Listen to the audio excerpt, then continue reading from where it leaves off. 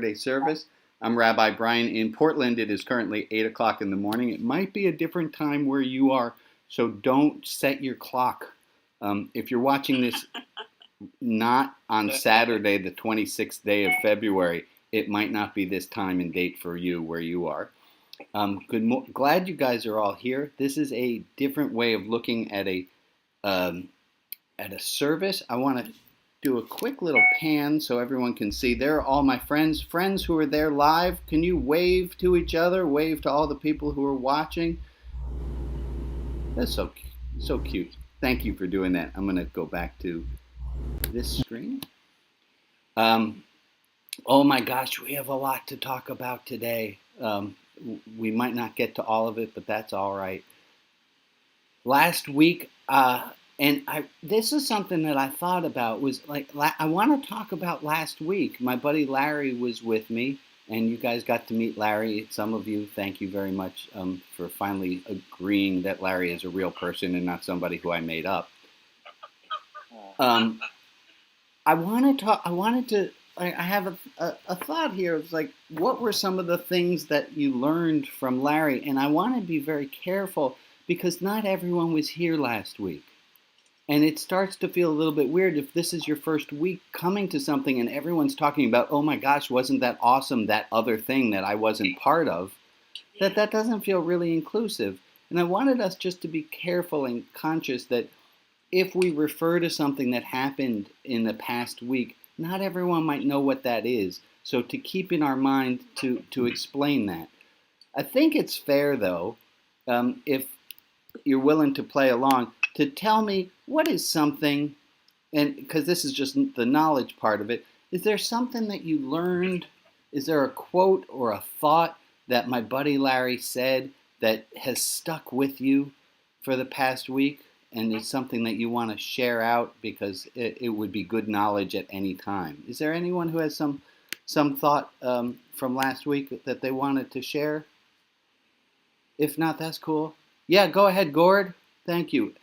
Also, I do like to announce, keep your mics unmuted, so if you have something to say, you say it, and catch my attention. I don't always see you, so shout out if I didn't catch you. Yeah, go ahead, Gord. So I remember you and Larry were talking about the Bible and what's in the Bible and how some folks take that as the final word. And he was talking about the distinction between truth stories and true stories. The difference between true and truth. And help us out. What did you get the difference between true and truth? Do you have it? I guess that a truth story needn't have happened. Yeah. But that there's still truth in it, and that there's value that we can take away from it.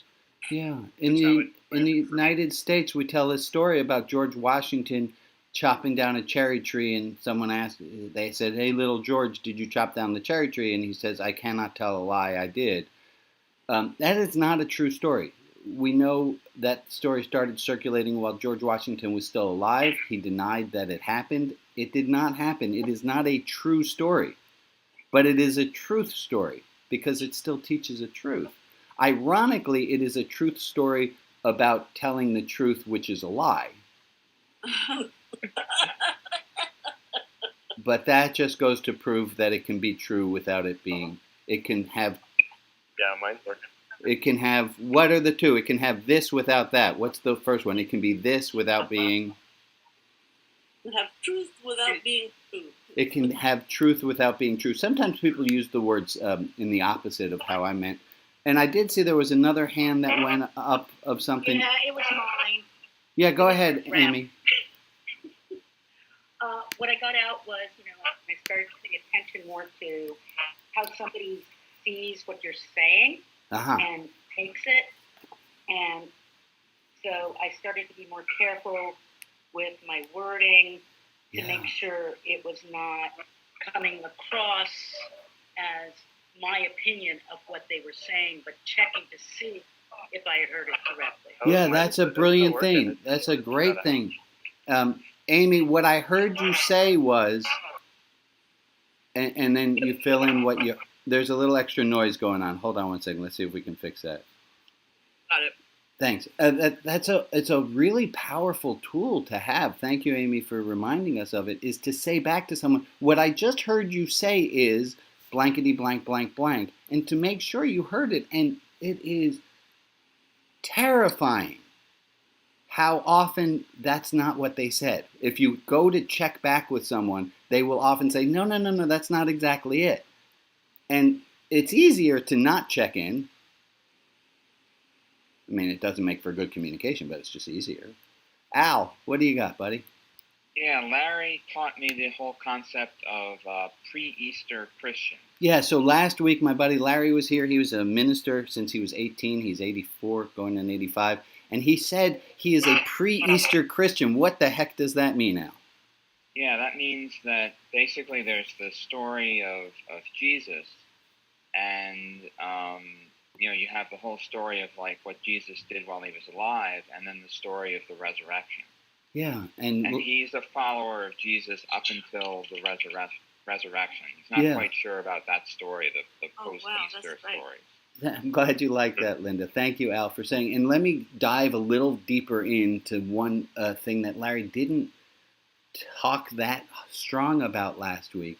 Was he said there's a difference between, listen to this, between resuscitation and resurrection. That resuscitation, he doesn't believe there was a resuscitation, but that there can be a resurrection. That I keep my dad alive, right, in my heart, in my thoughts. It's not resuscitated, and that you can have a relationship with Jesus. One can have a relationship with Jesus without Jesus becoming bodily back from the dead. Thank you for reminding us of that one too, Al. This is good. Meg, I wanted to check in with you, and I know if you don't want to, you will tell me where to go. I hope you go to heaven. Thank you, Meg. Dear heart, bless your soul. I've had a day and a half of quilting classes. Oh, good. So I'm in a good place. Now, one of them was on abstract, and I really, really liked the teacher. We could do no wrong. Oh, well, that's good. Now, Meg, you had some homework from last week. Special Meg homework. Oh, I was supposed to be kind. Oops. Yeah. I know. I have been kind to people. Good. How'd it go?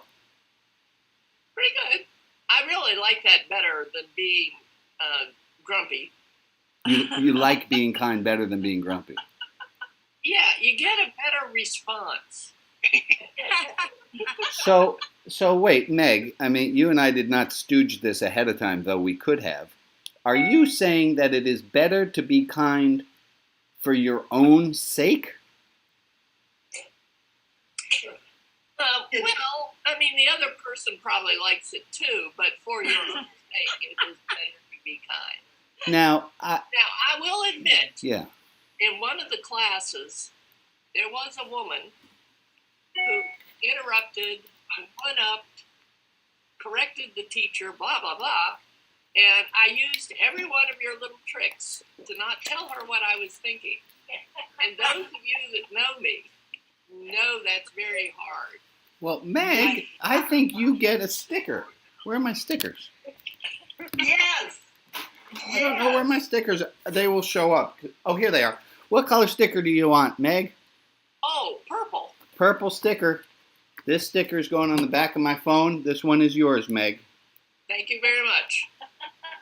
So it was worth it for me to keep my mouth shut.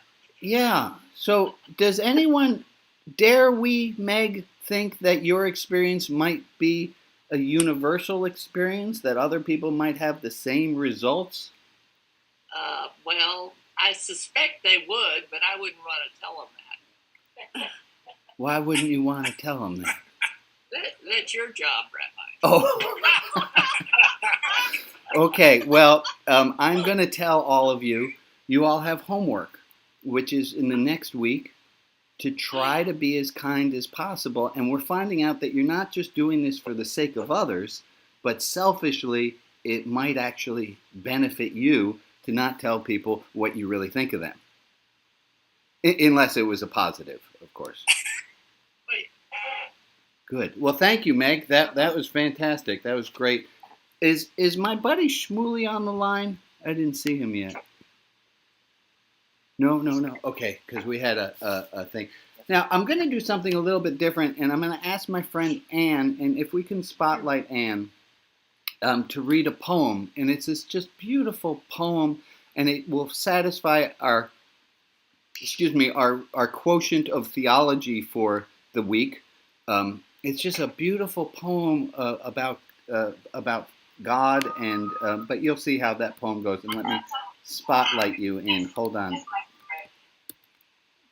Go ahead, Anne. Thank you. Okay. It's called The Voice of God by Mary Carr. 90% of what's wrong with you could be cured with a hot bath, says God through the manhole covers. But you want magic. To win the lottery you never bought a ticket for. Tenderly, the monks chant, embrace the suffering. The voice never panders, offers no 5-year plan, no long-term solution, no edicts from a cloudy white beard hooked over ears. It is small and fond and local. Don't look for your initials in the geese honking overhead, or to see through the glass even darkly. It says the most obvious shit, i.e., put down that gun, you need a sandwich. Thank you for sharing that, Anne. And for those of you who are stronger on the reading, taking things in than the hearing it, Alex, you were able to place that into the chat for us. Anne, thank you so much for reading. Oh no! Whoa! We'll fix that. Hold on 1 second. Wouldn't be Saturday service without it. We got to have some technical difficulty, or Stairway to heaven. Or we wouldn't know this is live. Hold on 1 more second, please. Got to go to this screen. There we are. I'm glad to say next week I'm going to be at home with my normal controls, and that should go well. I wanted to ask people. Sure. Last week we talked a little bit about the difference between a request and a demand. Talked a little bit about the difference between a request and a demand, and that it's only a request if the person who doesn't do the thing feels unpunished for not having done it. I'm going to say that again. It's vaguely powerful.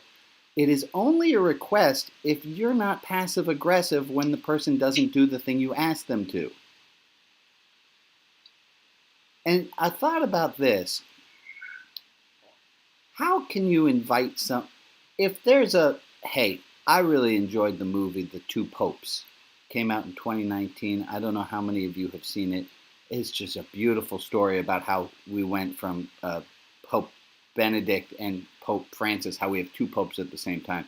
Beautifully acted by Price and Anthony Hopkins, and it's gorgeous.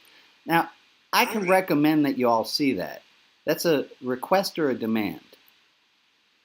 Request. Well, Request. we don't know yet, actually. I don't know. Right.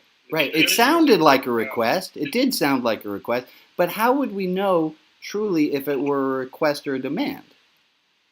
The response that we receive from you, whether we do it or not. Right. That's how you know if it was a request. Because if we come back next week and I'm pissy that you didn't see the movie that I recommended you see. Wait a minute. I sort of have a different take on that, and I apologize for interrupting. Okay, hold on 1 second. Jocelyn, before you continue, pick a color.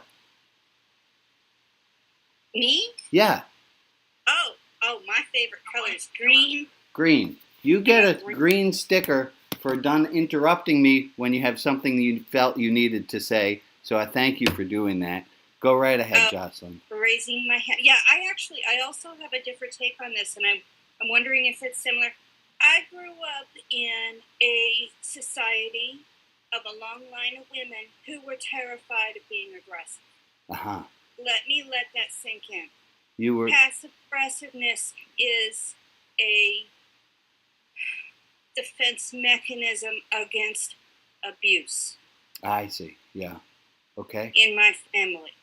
So yes, I understand what you're saying, and it's wonderful to bring this out, but I really want to make it very clear that it is a struggle. Me as a child of a narcissist on one end and a abused, parent on the other end, it is taking me a lot of psychological therapy to realize that this is truly just a defense mechanism, and saying what it is really helps you battle it. Well, I love it. So calling out the request, calling out the demand. I have to do it on a regular basis. So can you give an example of that for us? How you do that in real time? Is that if not, that's that. If not, that's cool. Now notice what I just did there, right? No, I just made the request and then I backed it down. No, I don't want you to back it down. That is what I'm talking about, because you've done this to me a couple times. When you say, this is my request, but then you back it down a little, but you don't have to do it if you don't want to. Right. Don't do that. Don't do that. You shouldn't have to feel like you need to do that. Right? Oh, I hear what you're saying, Jocelyn. I hear what you're saying. You should not feel great. like you have to give somebody an invite out of your request, because there is already an invite out of your request.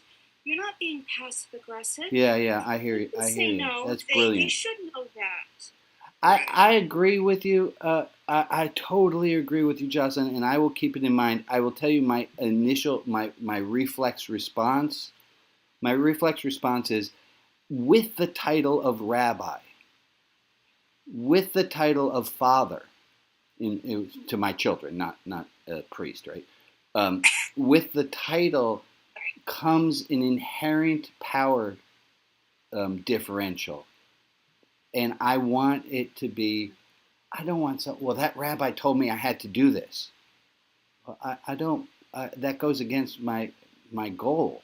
I don't want, so I will keep this in mind, and I thank you for helping me think on it. And this will be my homework for the next week. Cool. Go. Yeah. Hold on. Let me thank you again for interrupting. Harold, go ahead. Let's take this just a little bit further. If the boss comes down the hall and says, I want you to go do this and that, isn't that an inherent power position? Yeah, now? That is. So let me ask you, isn't the person who's making the request most of the time in the power position? Let's assume okay.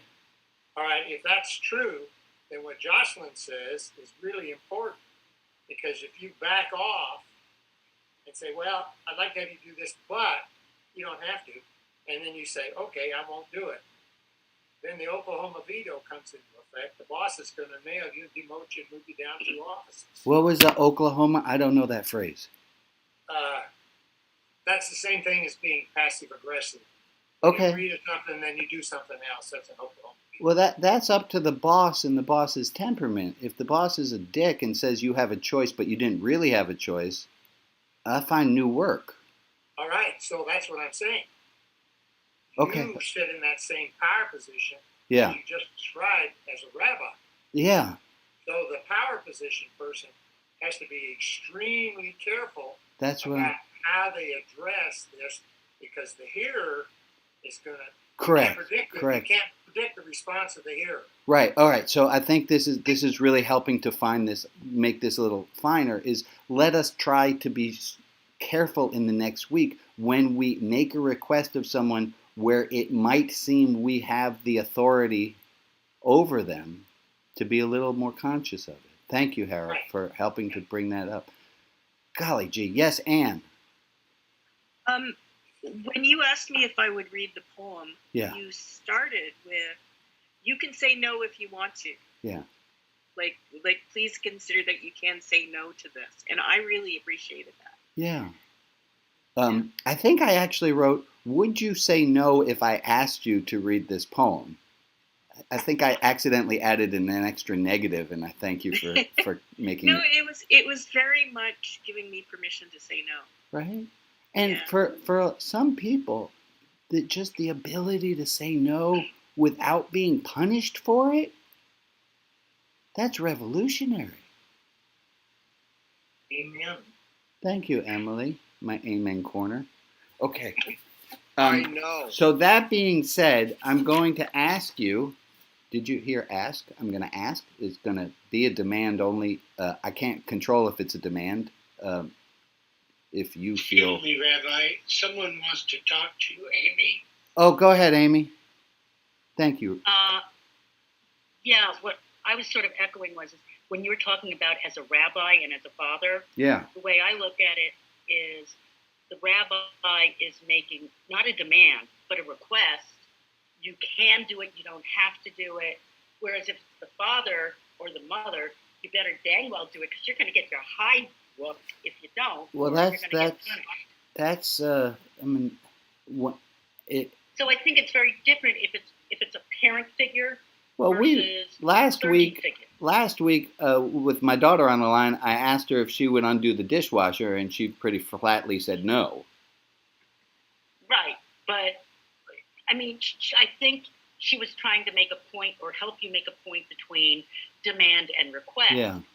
So in that case, it was a little bit different. Yeah. Than had it not been Thank you, Amy. Broadcast in front of how many people?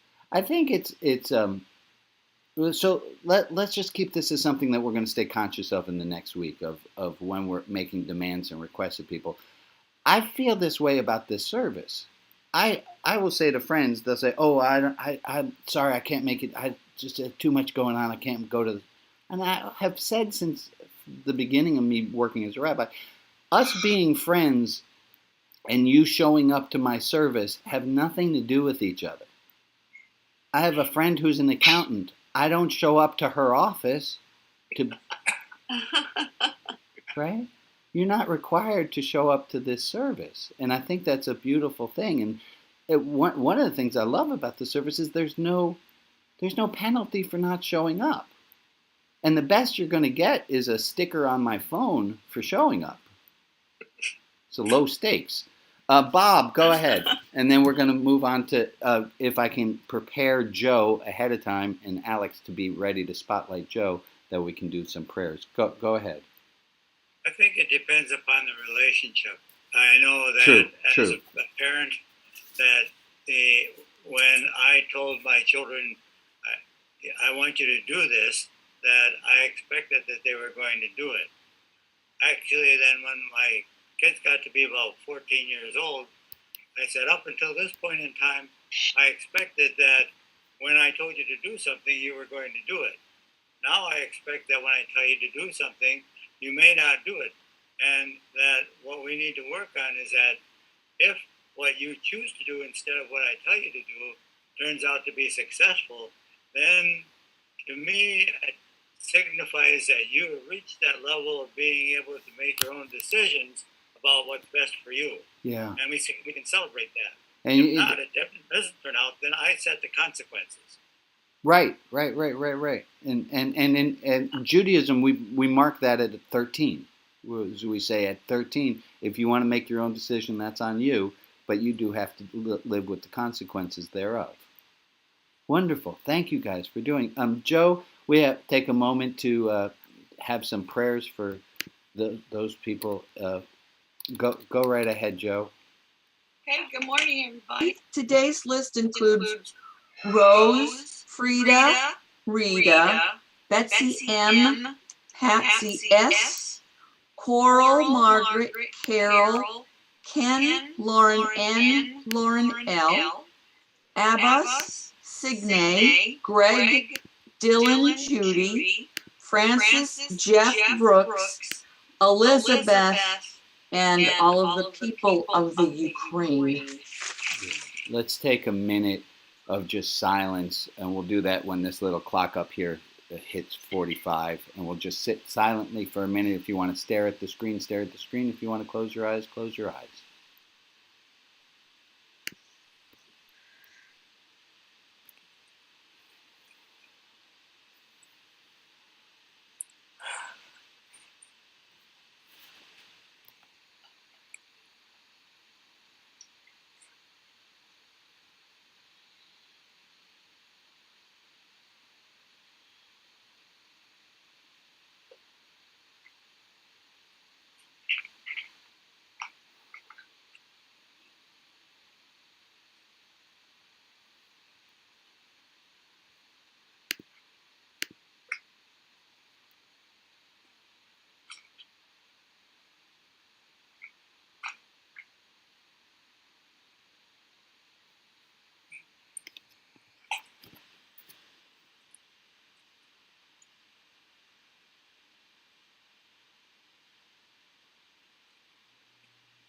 Amen.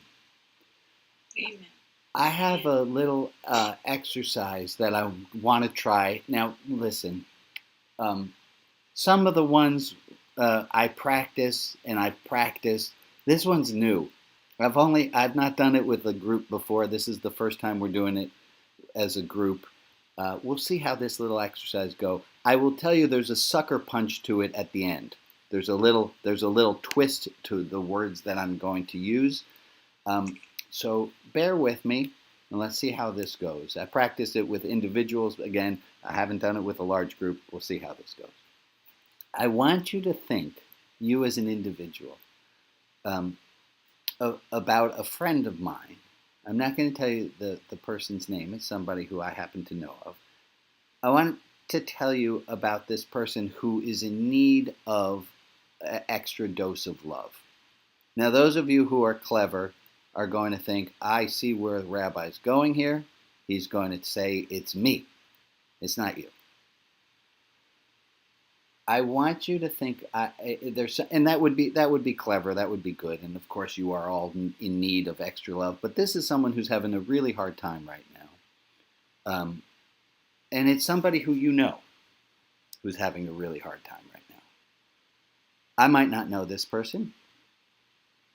It's someone who they're just not getting enough love in their life, and they're feeling criticized. They're feeling blamed. They're on the short end of things, and it's not going well. And they're one of these people who. So I'll tell you who the person is. It is exactly the person in your life who you're having a difficult time liking.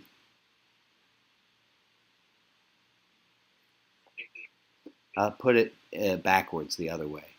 If you think about the person who you're struggling to like right now because that person's being a doop-de-doo, that person is being selfish, that person's being arrogant, that person is being short-sighted, that person is...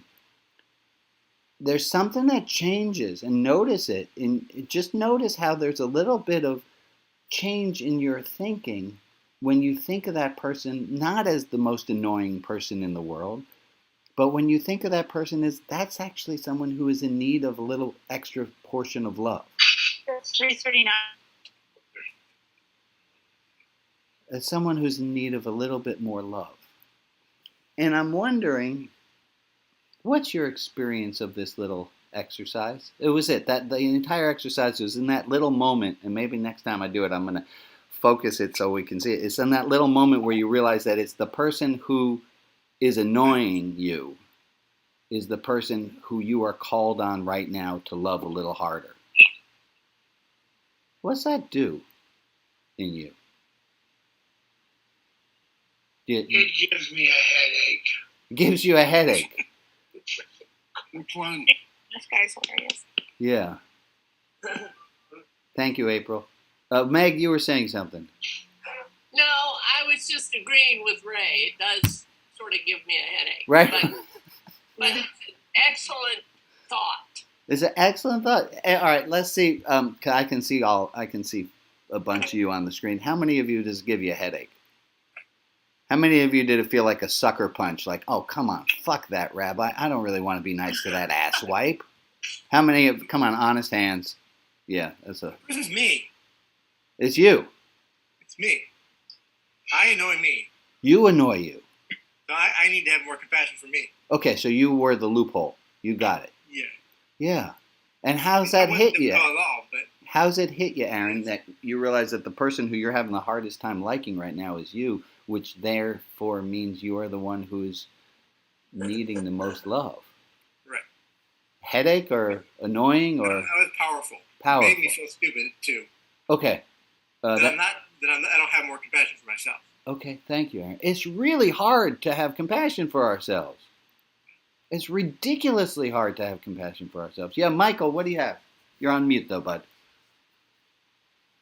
Rabbi, it makes me feel sad. It makes me feel regretful for all just the bad energy I've put into disliking other people, being unhappy with them.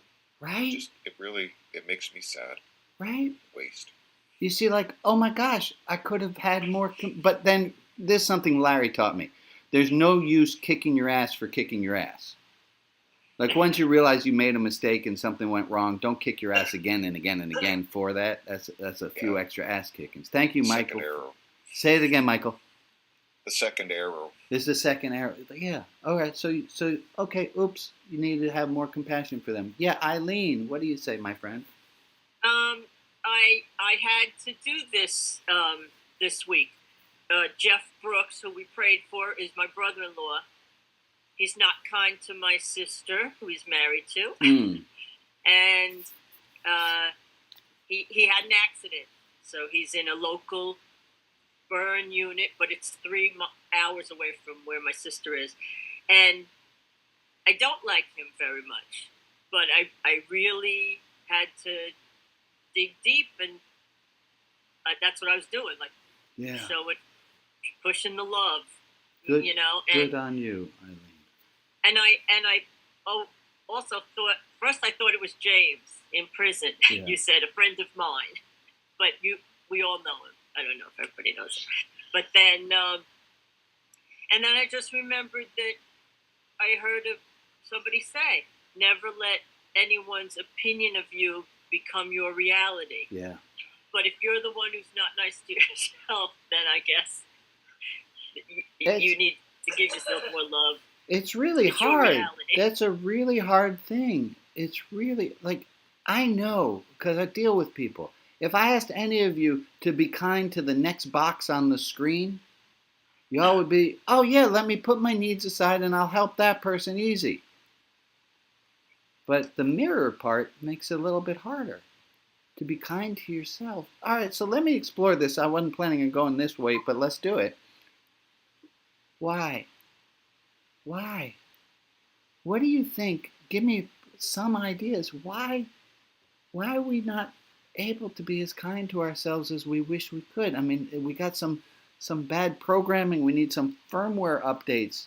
Maybe it's just the hands we were dealt. What can we do about this? I don't think I need to know why it happened. I want more. What are solutions for it? I'm going to just keep talking because I have a thought that came to mind.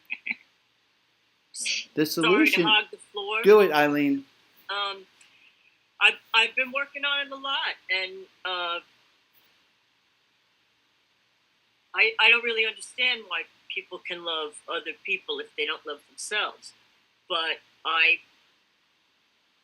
really think always about put your own oxygen mask on first before you can help anybody else.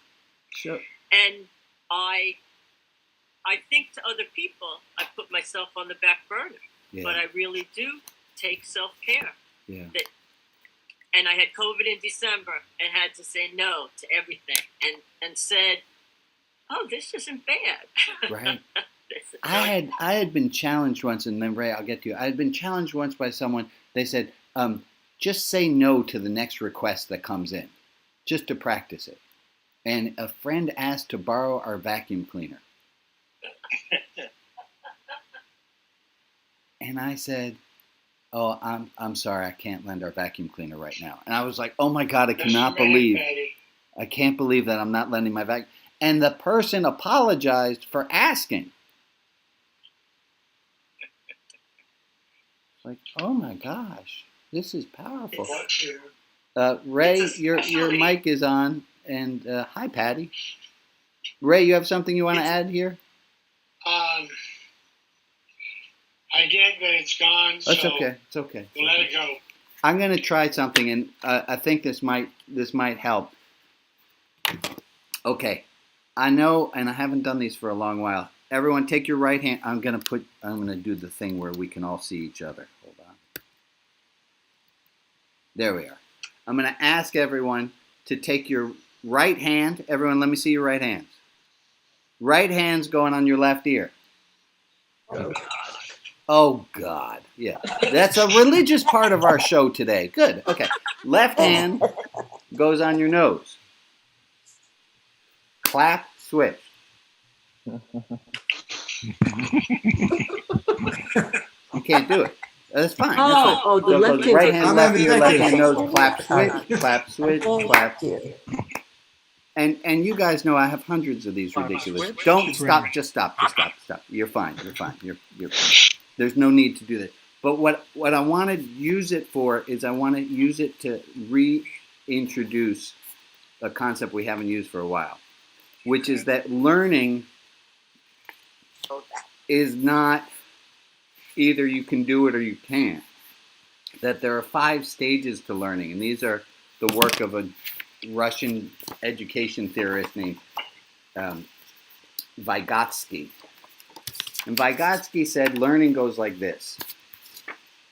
We start with, we can't do it at all, which you just had that experience of. You can't do the thing that I did.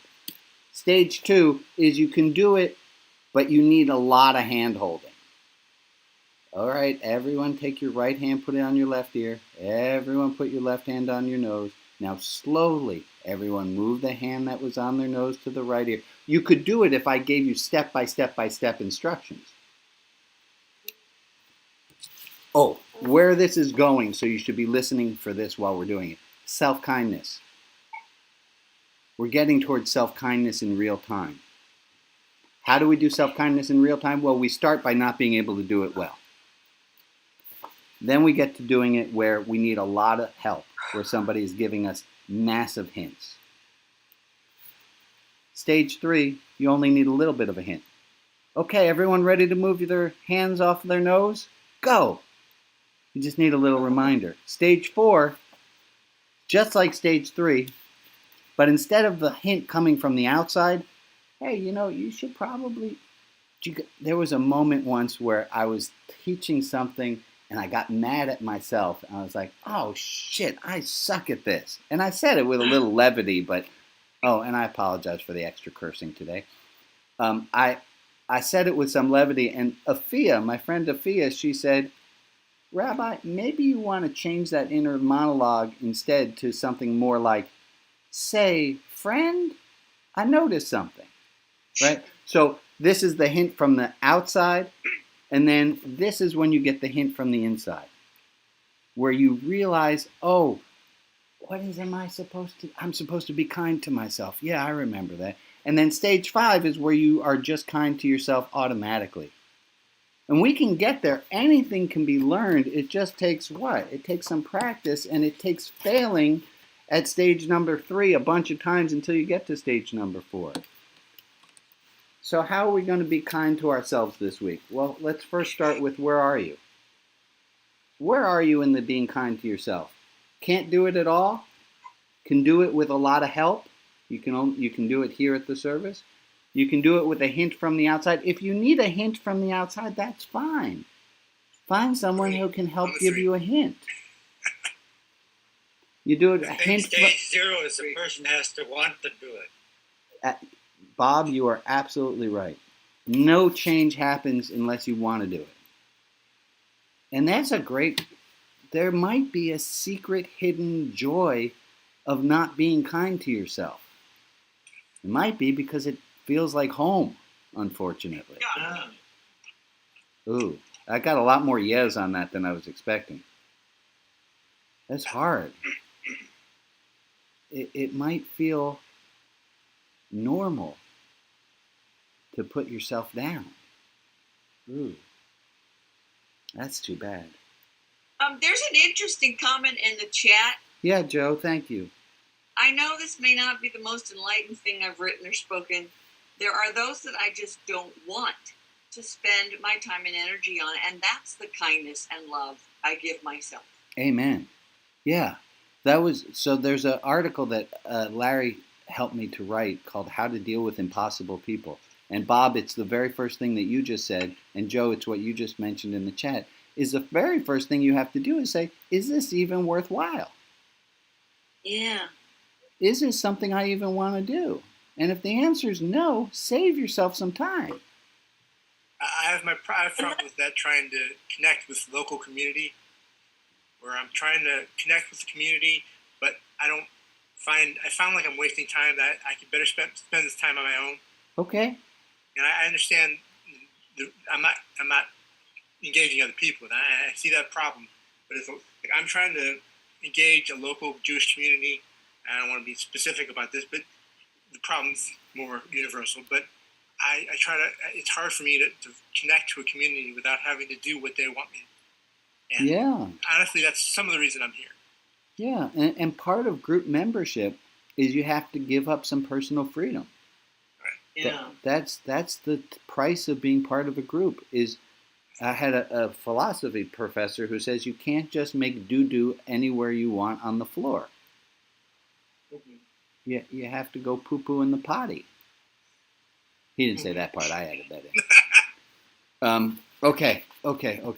So it looks like we're yeah. Rabbi, I've had a thought about that from something somebody said here, and that was they were fussing about how at the beginning of the feminist movement, we were all told to be assertive and not aggressive and to wear pants and blah, blah, blah. In order to be heard by a group you want to join, you have to have some characteristics of that group. Correct. So they can see you, yeah. in my opinion. And that's a humble opinion. Yeah, it's a balance. It's a balance. Thank you, Meg. Sure. It's not easy. You got to look like you belong. My dad kept saying to me, he said, Brian, I don't know why you can beat them, join them, and then beat them. Don't beat them, then join them. He didn't really like that I left organized religion, so that was his way of saying that. I want to read you all a story. Okay. Story time. You guys ready for story time? Now, hey, Blanky. I have, it's not often done in Jewish services, but I have been guest preacher at churches in the past, and they have something sometimes called the children's message. And the children's message always felt weird to me, because they would have all the kids come up and sit on the steps and have me address the kids. And I would always say to the kids, hey, there's a whole bunch of adults behind me watching. I don't think I'm just talking to you. It always seemed a little suspect to me. If it was supposed to be just a children's message, why are we doing it in front of the adults? Anyway, that being said, I brought a message for you today, which might feel like a children's message.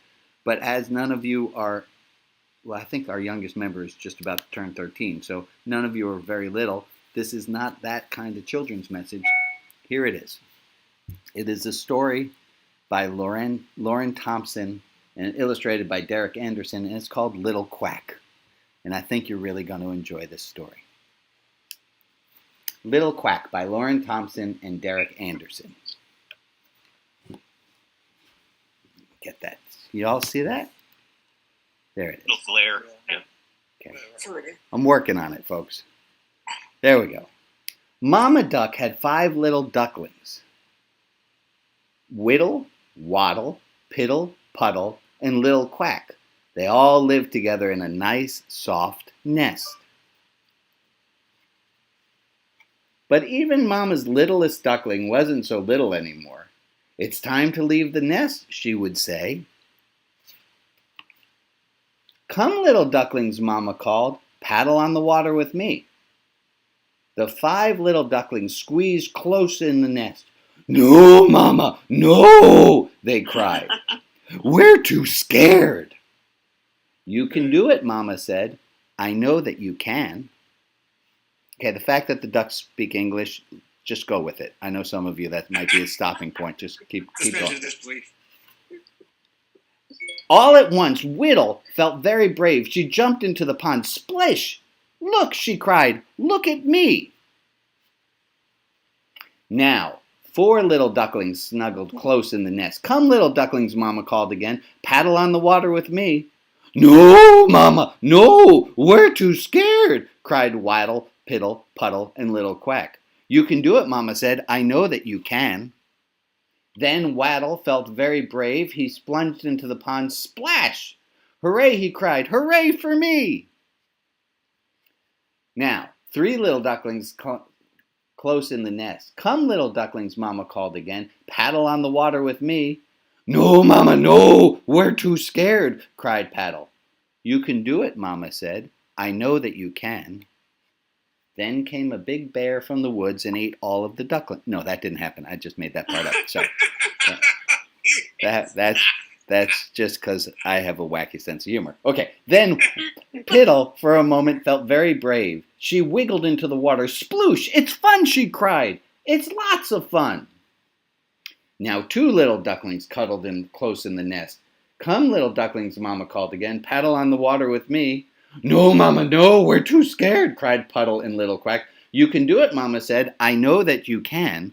Now at this point, some of you are catching on to the analogy of what is actually going on here. Let me keep going. At last, Puddle felt very brave too. He leaped into the water. Sploosh! Wow, he cried. Wait for me. That left just 1 little duckling in the nest. Just 1 little quack. Come, little duckling, Mama called again once more. Paddle on the water with me. No, Mama, no, cried Little Quack. I'm too scared. I'm just too scared. You can do it, Mama said. Now here's my favorite line. Here it comes. We know you can, said Whittle, Waddle, Piddle, and Puddle. Little Quack looked at the water. He sniffed at the water.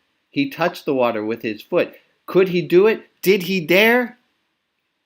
Suddenly, Little Quack felt brave enough. He closed his eyes and splish, splash, sploosh, splash. Into the water he plunged. I did it, he cried. I really did it. I always knew you could, Mama said. That's an important line, too. I always knew you could, Mama said. Then off they went, 5 little ducklings, proud as can be. Whittle, Waddle, Piddle, Puddle, and brave Little Quack. Beautiful. Bravo. This is just a kid's story. It has nothing to do with any of our lives. It has nothing to do with what I'm trying to teach here. No, that's all a lie. That's a lie. I read this book always to my high school classes, much to their ridicule, which was deserved. I would always read it to the classes because I would say to them, listen, some of you are going to understand absolute values faster than the other ones. But that doesn't mean that I can move on. We have to wait till everyone's on their own. Now this is not... Anyone ever take a children's literature course? That's very educational. Yeah. It allows you to reassess your ideas about what's important. Yeah. I learned this from Dr. Kathy Church when I was getting my master's in education. She came in and she read us. We're in graduate school, and she's reading us children's stories. And I had 2 children at home. I was like, oh my God, I have a shelf full of brilliant material I can be using. Annie, if you were wondering where that book is, I have it. So that reminded me of a quote. Go ahead, Betsy. That story reminded me, if you've got a frog to swallow, don't look at it too long. And if you've got a lot of frogs to swallow the big one first. Amen. The little Quack kind of looked at it too long, so it took him a while. Took a little bit longer. I do think that this story has to do with, well, if I say what it has to do with, I'm not really sure that keeps it as open as I want it to be. So I would love to hear from you. What is this story? Aaron, I'm not going to call on you for a moment. I want to see if I can get some new people. Okay. No insult intended, but we'll see how it goes. What does this story mean to you? No offense taken. Thank you. What does this story mean? What is this story about? Why am I reading this story at the Saturday service, especially after talking about being the beginning of the service, talking about being kind to other people? And we talked also in the service about being kind to the people who are mean to us. And we talked also in the service about being kind to ourselves. I think that's enough hints. It's a story about teaching with love. Yeah.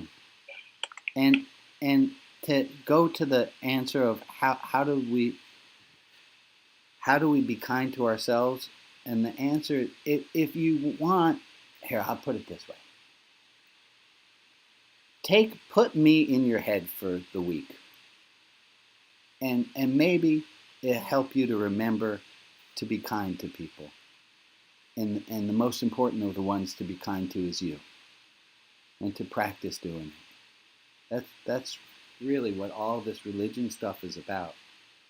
And I love how patient you all are with each other, and that's another part of it. The way that all the other ducklings have to wait for little Quack, and they don't make fun of him, and they just wait for him.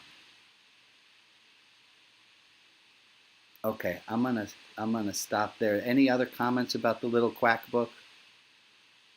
No, Rabbi, no. No, you won't let me. Okay, I'm kidding. That's all right. Anything else? I'm gonna take that as y'all are. Silence is hard because sometimes it's like what I said was really deep, and that's why there's silence. And sometimes the silence is. I'll tell you that I could sure use a little bit more. I would love to hear a little bit more feedback. I got something. Go ahead, Eileen. That I noticed from the book is that all the little ducklings had their own timing. Yeah, right.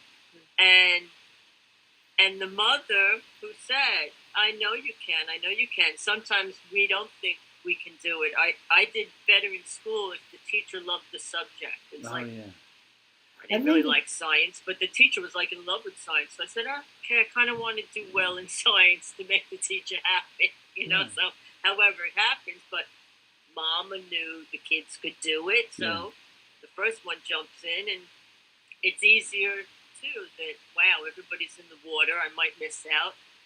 Whatever was going on in Little Quack, but last but not least. And I'll go back, thank you, Eileen. I'll go back to Meg, dear Meg, who last week said, Rabbi, I don't think I can be nice to people for a week.